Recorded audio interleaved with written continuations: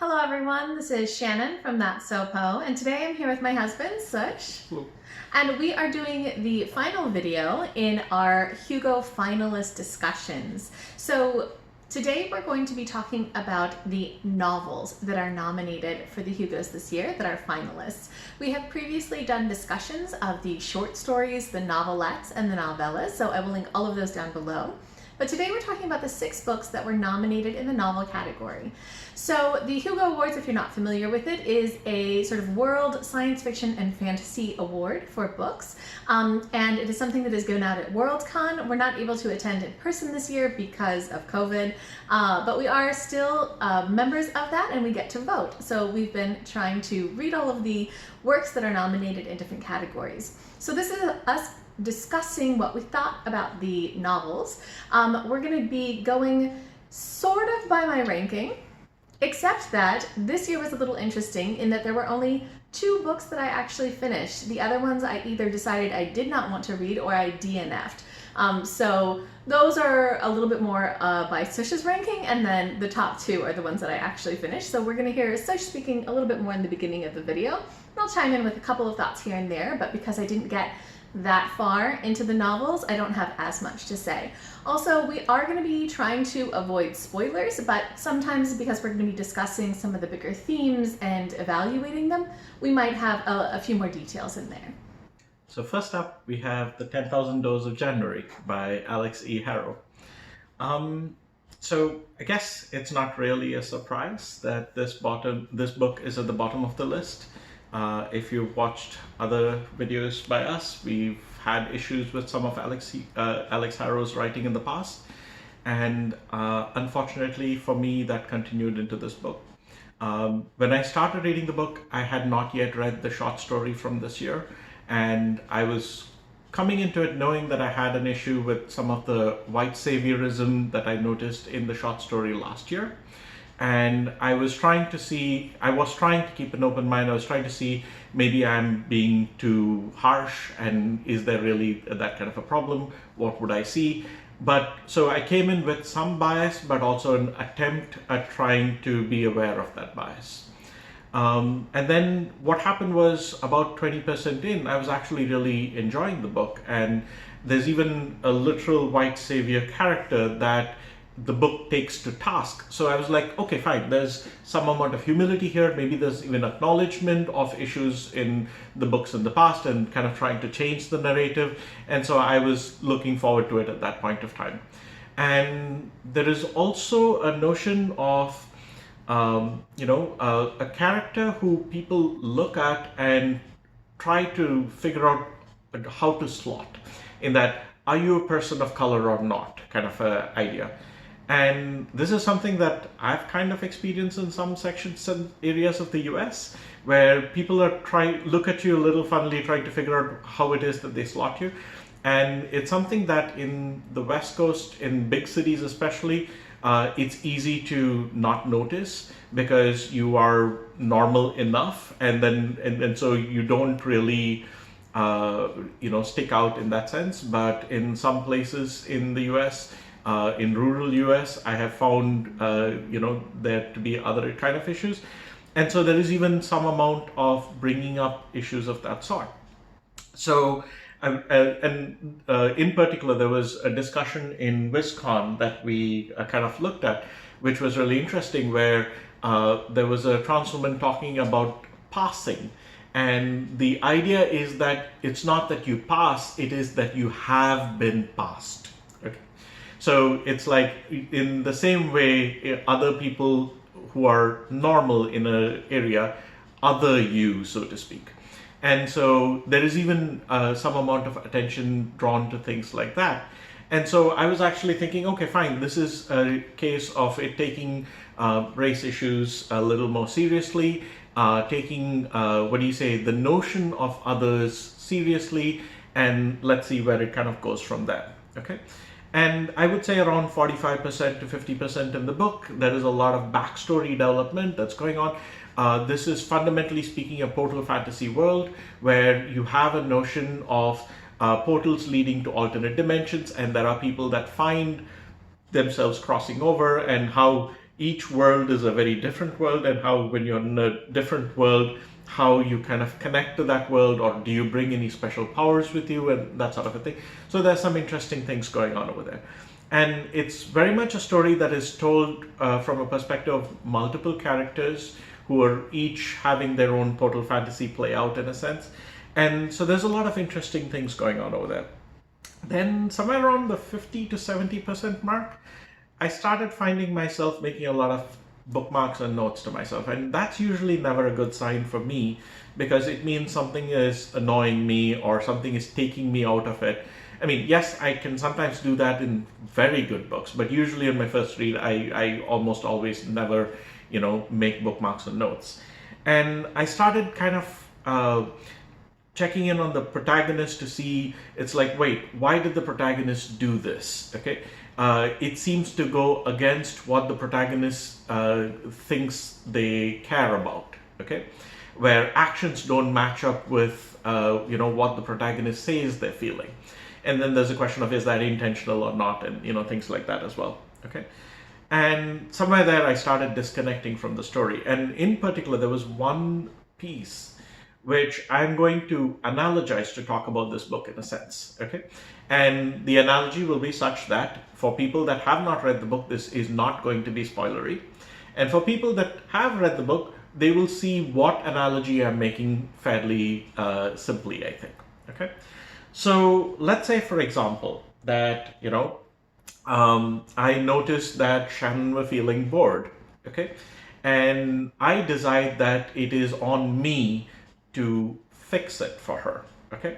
And I decide that what Shannon really needs is for me to quit my job and take out a second mortgage on our home unilaterally without discussing with her. Sounds like a good plan. Yeah. Buy an RV, and then basically, what do you say, let's go on a tour, sort of a thing. It's like, you like travel, don't you? Kind of a thing. So I'm doing it for her. This is, for her sake, kind of a thing, right? So let's say I were to come up with that sort of a decision, and then I park the RV outside, and then I come up to Shannon, and I basically is like, let's go, I did this. And then there is a moment of silence from Shannon. At that moment, I basically go, oh no. I recognize that I screwed up. I did things unilaterally for her. I made decisions without involving her. This is about me wanting to be a savior rather than about what her needs and wants and things like that are. And, all of these kinds of things. I have this moment of, oh no, kind of panic. Okay? And let's say at that point of time, she is silent, and then she is like, oh my god, I've always wanted this is the best thing ever, thank you so much, you're wonderful. Okay? I'm so glad you never consulted me. It's like, that's not something you bring up at all, say. Oh, okay. So, and then it's like, yay, we go traveling, okay, and we have a wonderful life ahead of us. And that moment of growth, that moment of self-reflection is completely lost, okay? Aside from the fact that this would never happen, I would never do this, and she would never react like that, or any of these kinds of things. But let's say this were the narrative, then all the stuff that was wrong in all of this, that was leading up to this, is called out as being a problem in that moment of self-reflection, but is immediately lost 5 minutes later when everything is smoothed over, and you basically go down the all's well that ends well route. There is no character development that happens. I have not learned from this. I have not changed as a result of this. And the rest of the story, I think I did the best thing ever. Okay? And there's no challenging of that or anything of that sort. And this, to me, is, and this is an analogy, but it's a very thin one to something that happens in the book. But this is the pattern that I saw all across the rest of the book. There's a lot of character development moments where the problems are called out and then ignored. Okay? And this for me was really, really frustrating, because it feels like there is no character growth that happens even if all the character flaws are called out. Okay? And there's also kind of like a this is okay kind of a thing that happens with that I really couldn't get behind. Okay? And so that was really, really frustrating. And then as I got closer and closer to the end of the book, there's even things which I was really annoyed with the characters for doing. And it's just like around 70% I decided to DNF the book. Okay, I'm normally a person that does not DNF easily, and especially not as late as 70%. And then for the next few days, I was in a major reading slump and I could not start on a new book. And I just said, you know what? No, I need to come back and finish this even if I'm angry at reading it. It was like a hate read. It was. And so I finished the book. And the one thing that I will say is in the last 30%, it does not get worse. Okay. And so that at least was a thankful period for me. And it's like, you know what? There is craft in this book. The writing is very beautiful. The world development is interesting. And there is a lot about the book that does sell itself. But it was a really, really frustrating reading exercise for me because of the characters not working for me, because the character development messages being mixed. And there's just so much of that is kind of like frustrating for me, where I think it's getting something right and then it doesn't. And then that's just continuously the case. Yeah. And this is a book that I had from the beginning decided I wasn't going to read because I'd had issues with Harrow's writing in the past, and I'd heard that this book also had some issues that were the type to get under my skin, so I just didn't pick it up at all. And I want to add one more thing here, which is even when talking about things like race relations and whatnot, a person might make the case that, acknowledging the fact that a problem exists is still an improvement. And this, for me, I say, is a thing of era. So, for example, in the 90s, having a show like Will and Grace on TV did kind of play heavily into LGBT stereotypes, for example. But it did kind of normalize seeing a gay character on TV and made them normal people in the eyes of a lot of people who were not used to seeing that. Okay? And so I think, for example, if you were to say that this is doing that sort of thing for certain kinds of, race portrayal, I would completely agree with you if this were published in the 50s or 60s and its contemporaries were Robert Heinlein and things like that. I cannot say in today's world with authors like N.K. Jemisin or Kameron Hurley or something like that, this moves the conversation forward. And so for me, this is a no. So that's our bottom ranked book. Next up, we have The City in the Middle of the Night by Charlie Jane Anders. And so this is a story set in a tidally locked world where there is one part of it which is eternally in night and one part that's eternally in daytime. And basically, this is a planet in which humankind arrives on like colonizing spaceships, so to speak, and there is already life on this planet in a sense.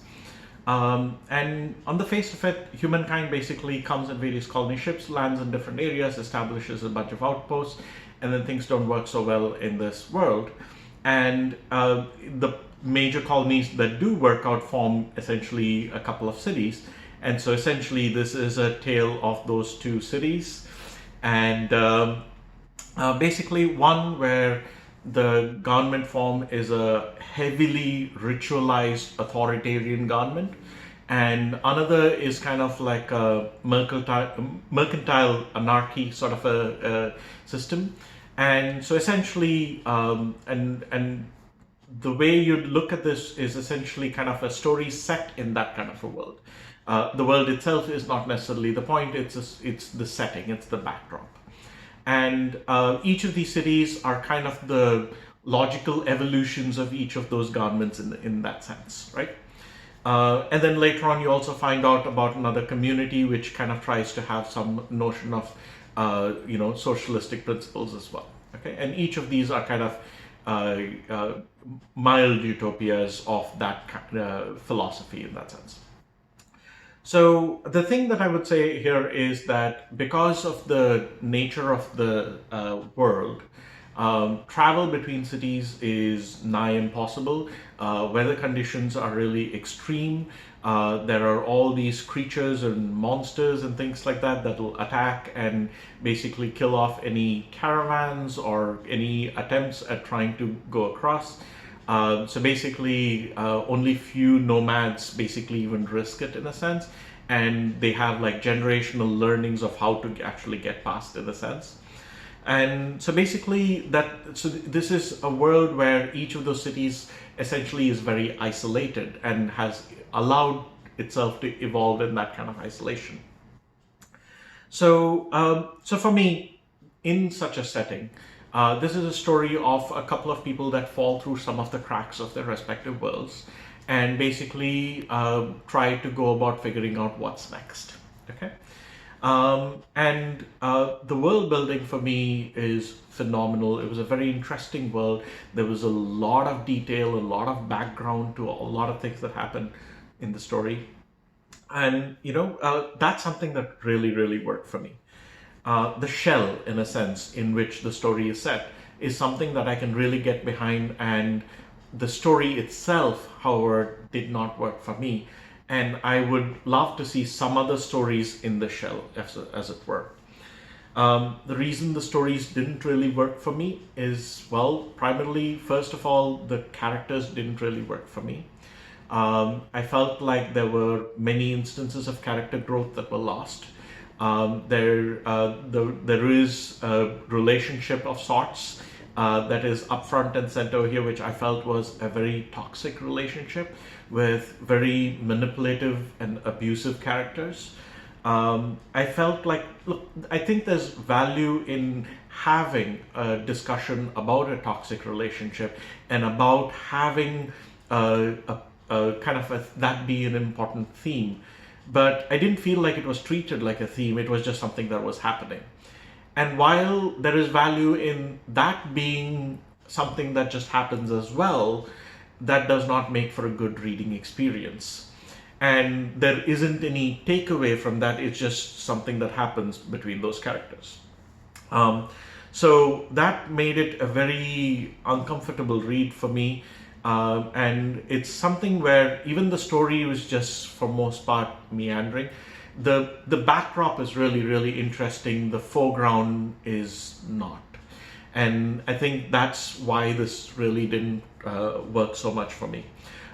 Maybe it does for other people. I think if the characters work for others, there is something definitely enjoyable about this. It just didn't work for me.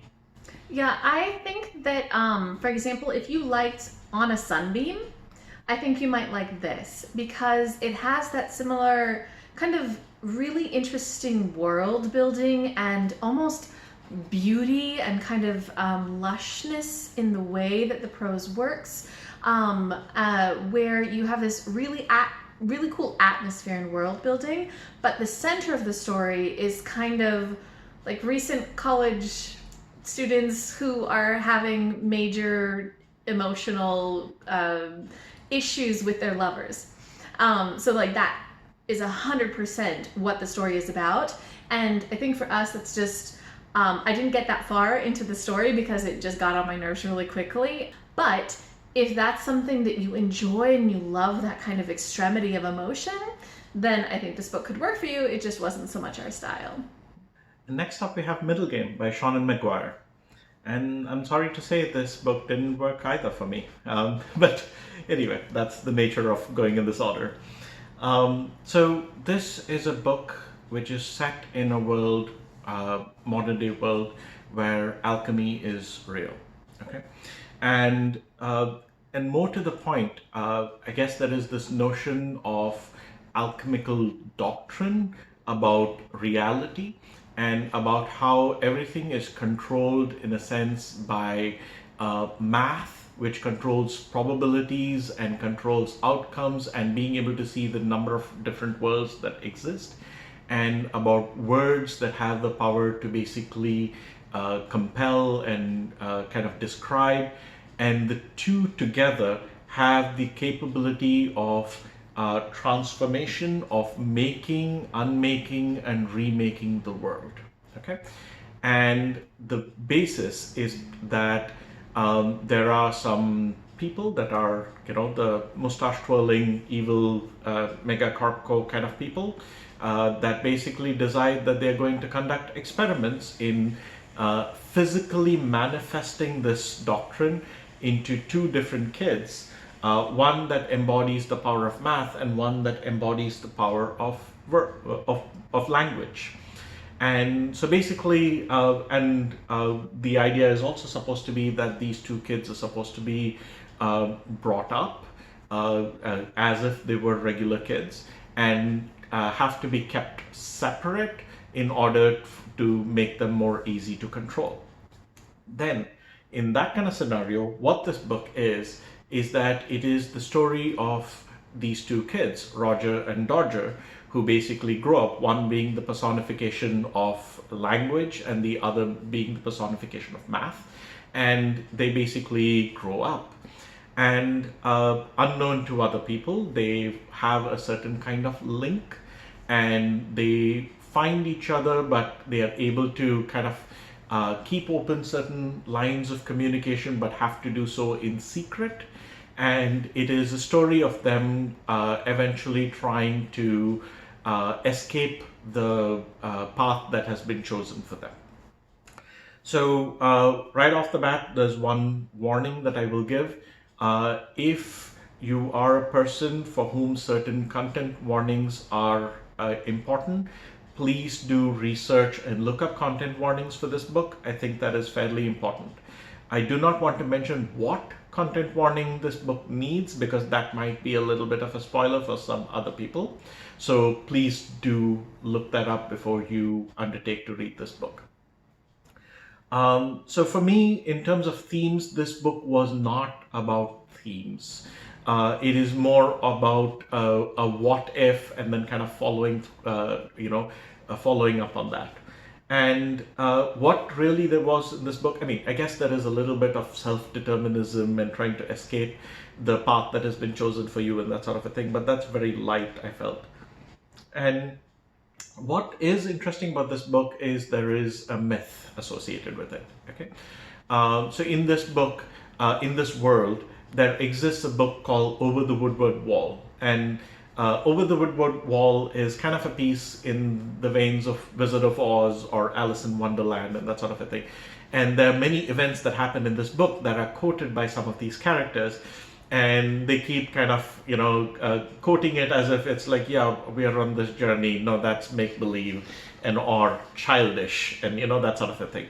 But there is lots of linkages associated with that myth that make it interesting. And on a side note, McGuire has announced that she will be doing a follow-up book on this, where she publishes Over the Woodward Wall as a separate piece.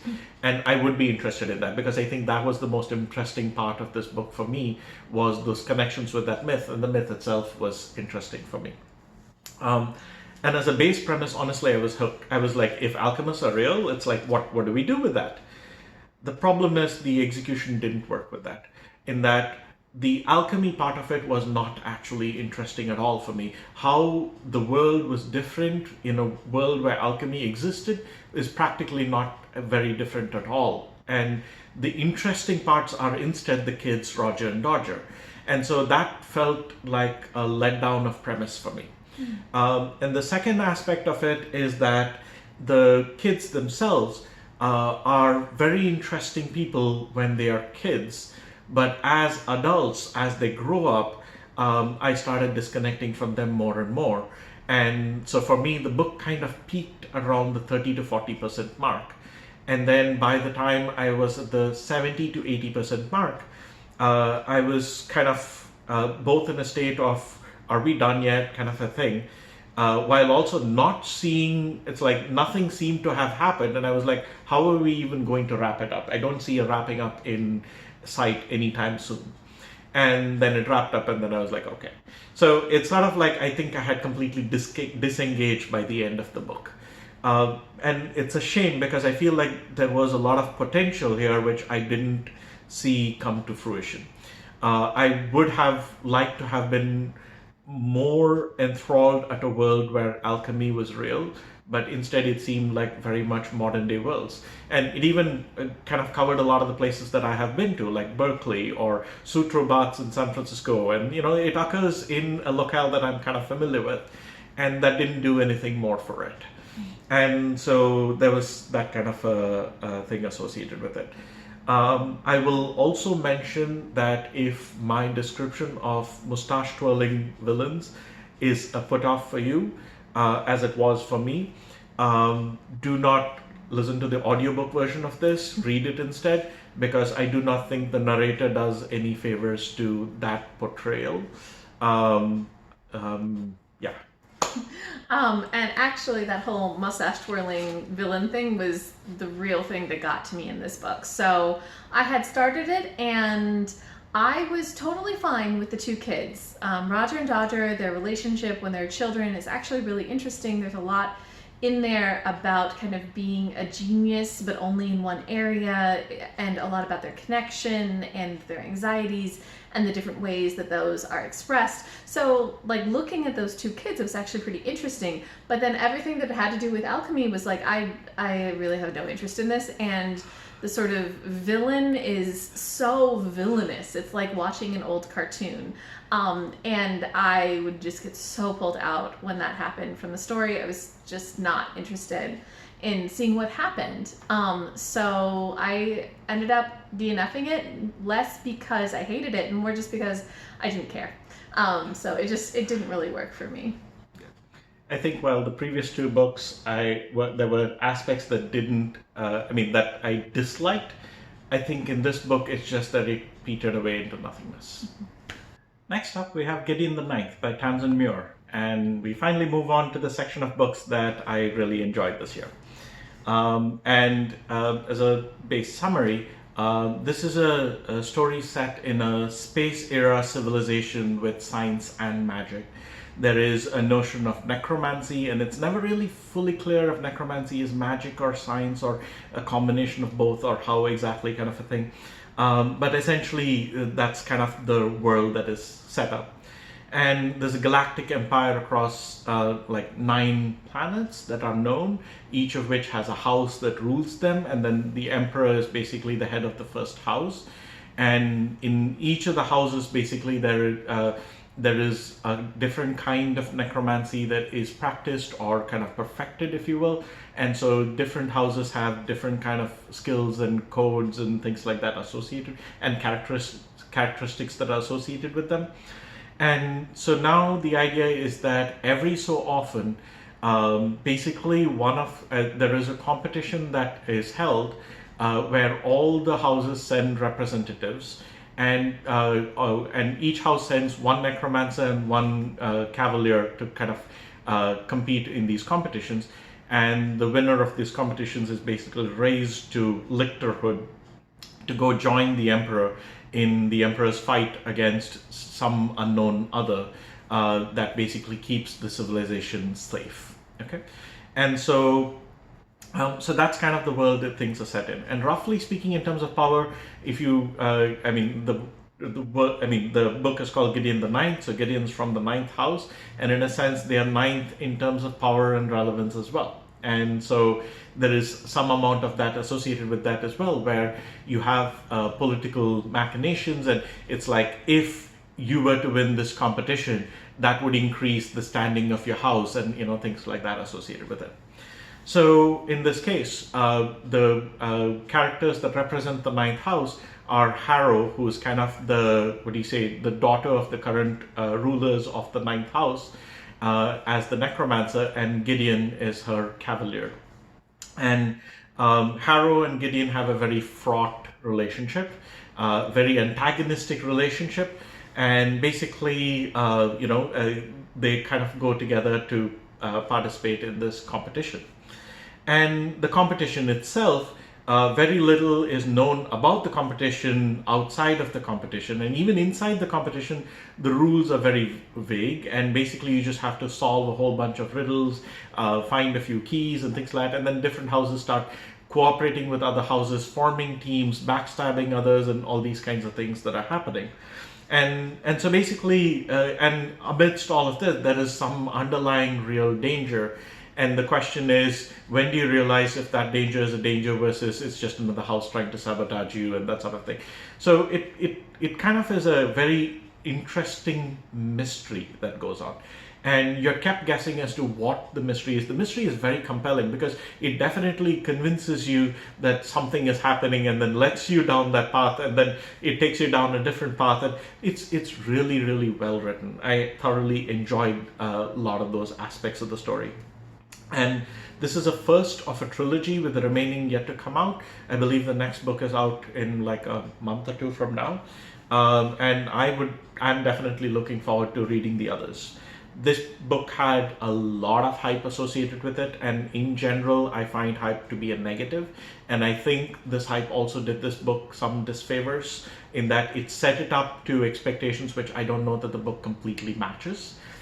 Nevertheless, I think it was a thoroughly enjoyable read.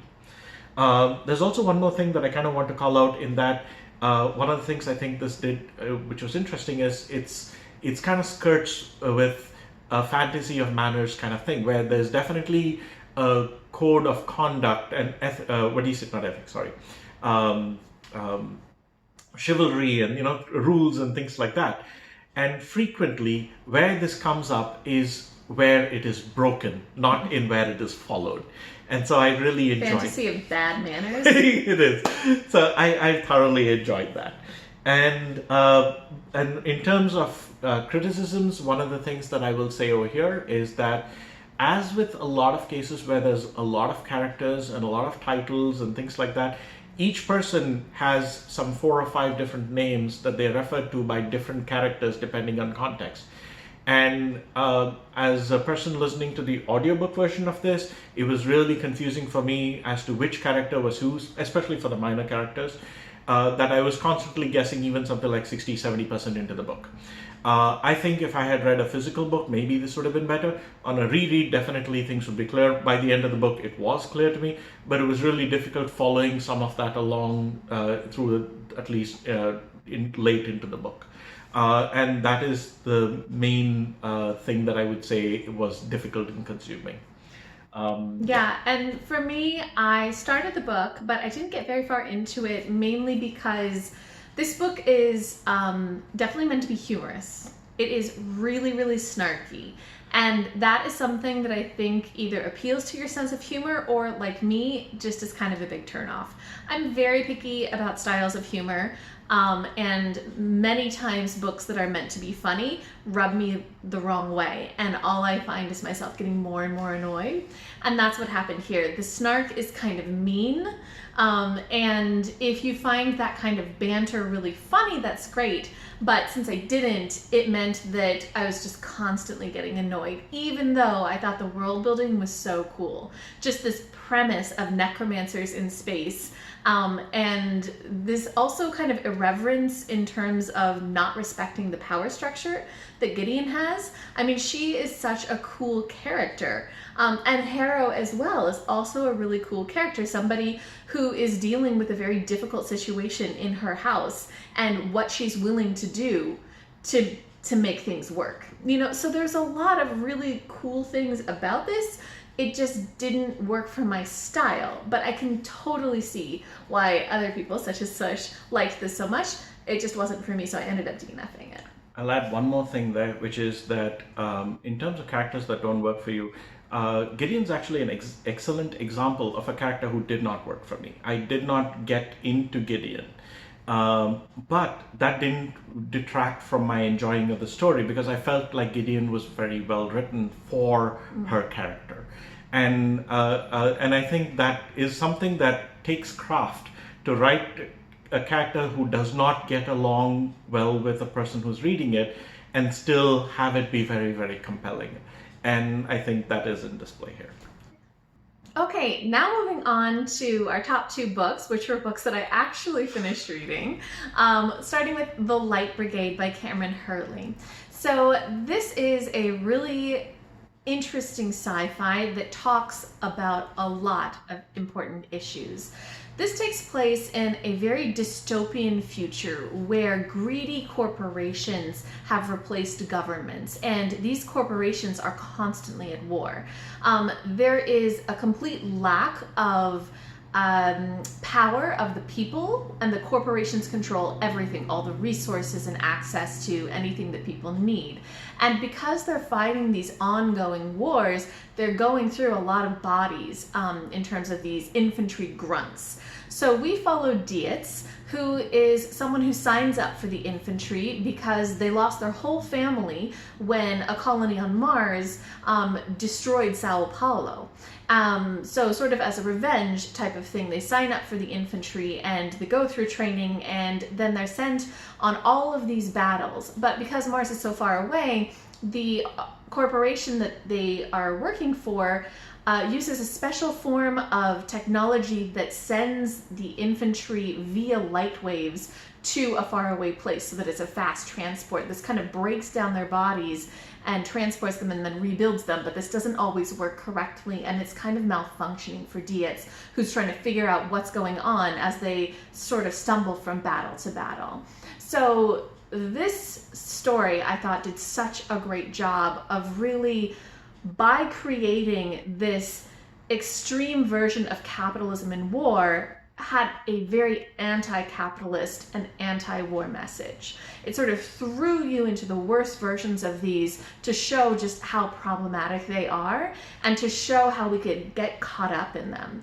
So in terms of anti-war, I mean, we have this ongoing war, and it's not just this current war against Mars, but the previous wars.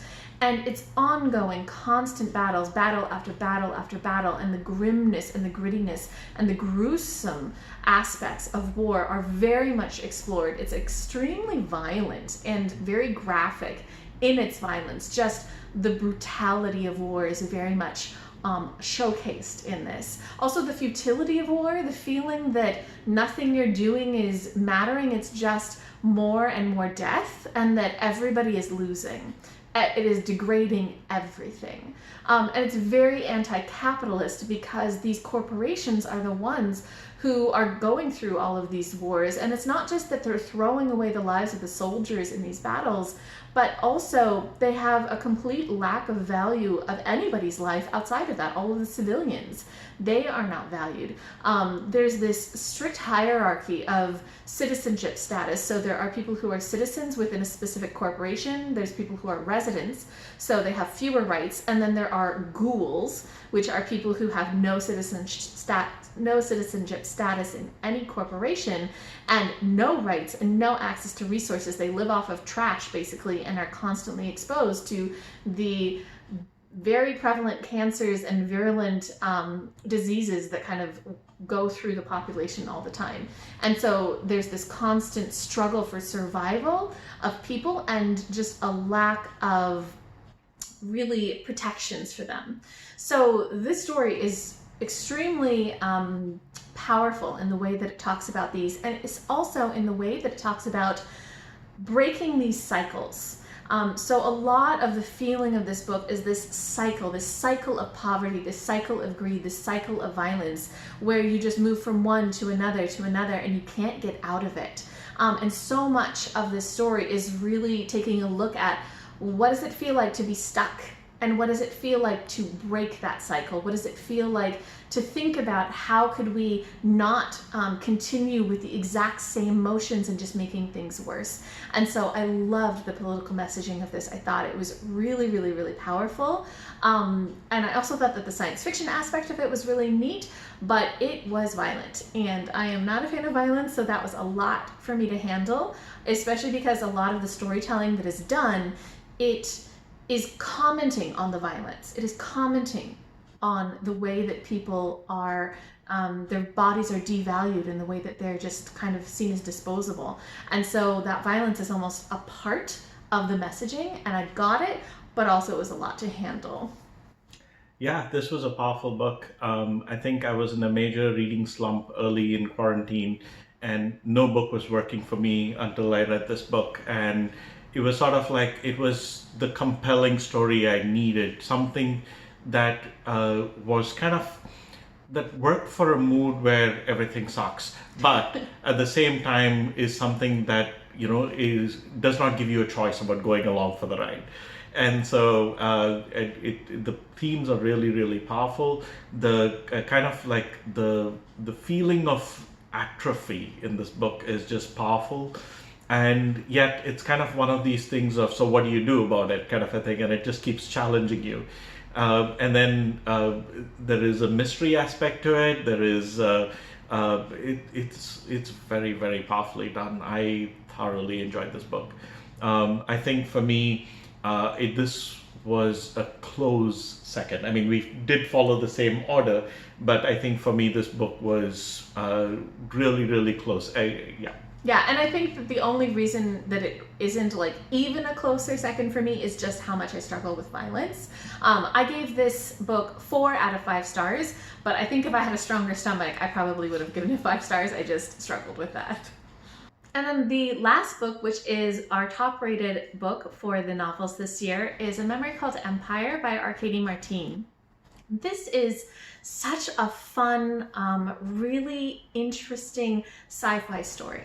It takes place in the capital of an empire, a huge intergalactic empire called Teixcalan.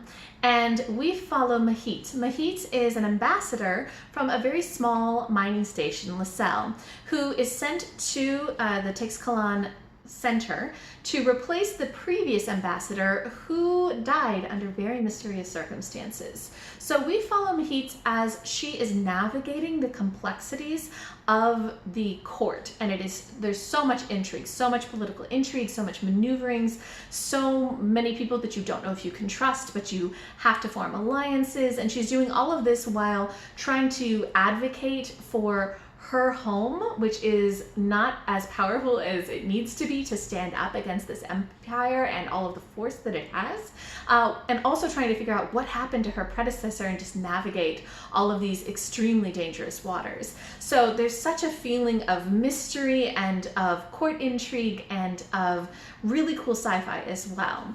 So the themes in this were also ones that I think really worked for me.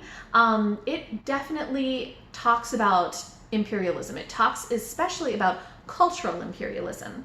So in this empire, Teixcalan definitely does have strong military. It has a strong space force, but even more so than that is its force as a cultural dominator, where its culture is very complex. It has a real emphasis on its own history and its own media and its own stories, and it spreads that throughout the galaxy. Even places like Lascelles Station, which aren't 100% under its thumb, are constantly bombarded with their cultural messages, and it's very hard to resist that pull. And we see that Mahit is very much torn because she is someone who has studied this culture. She is in love with so much of this culture, but also realizes the threat that it poses to her own heritage. And that's a really interesting dynamic. One of the things about Teixcalan culture in particular is their use of language. So this book focuses a lot on language and on poetry. It's used in very interesting ways, in very powerful ways. So Teixcalan is a place that uses poetry especially.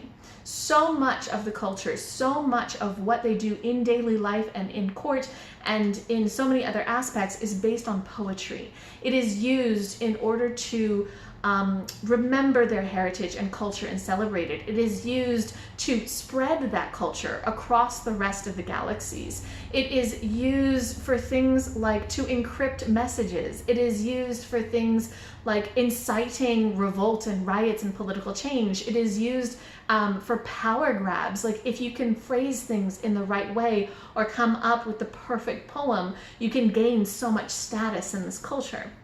So just really interesting the way that language is used in this. And then additionally, unsurprisingly based on the title, I think memory.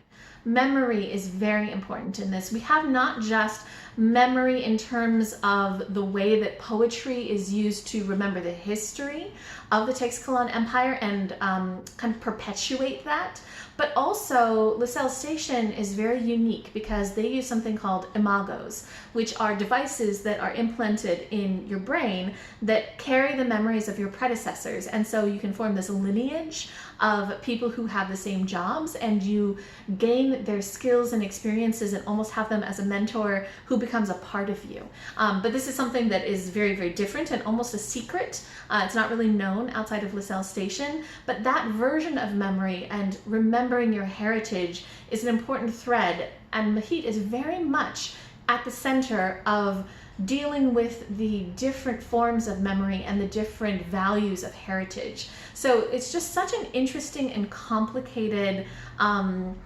situation for Mahit, and I love the way that it addresses power and addresses heritage and addresses the way that we view these and our torn ties between them. So I had so much fun with this. I really liked the sci-fi aspects. I loved the murder mystery aspects of it. I loved the political intrigue, and it was just such a cool story. And I have to say that I was actually really surprised at the amount I connected to the primary character in terms of immigration themes and cultural and moral relativism themes and things like that.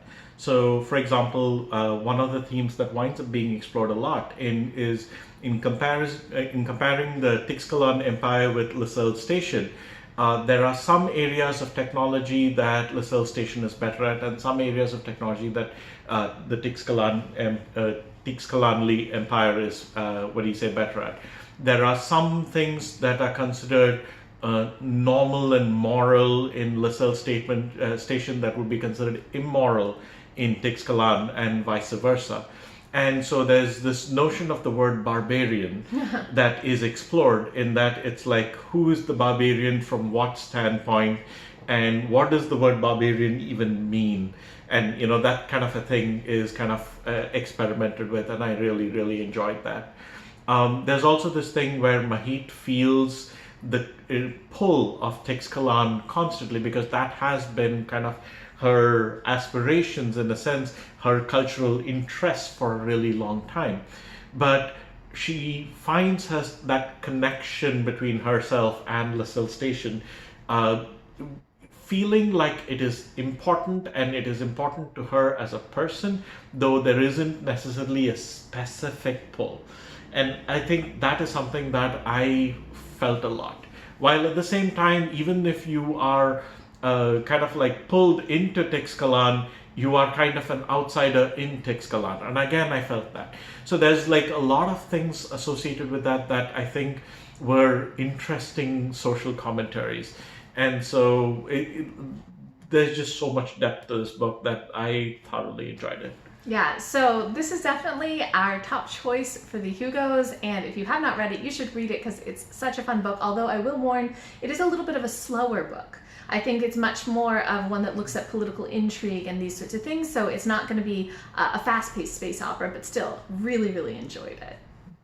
Okay, so that wraps up the Hugo novels for this year and what we thought of them. A little bit weird since I didn't read so many of them, but Sush got us through it with his reading. If you guys have read any of these books, or you have any thoughts, or if you had any other novels that you read that were SFF published in 2019 that you wish had made the list, I'd love to hear what you think. Go ahead and leave us a comment down below.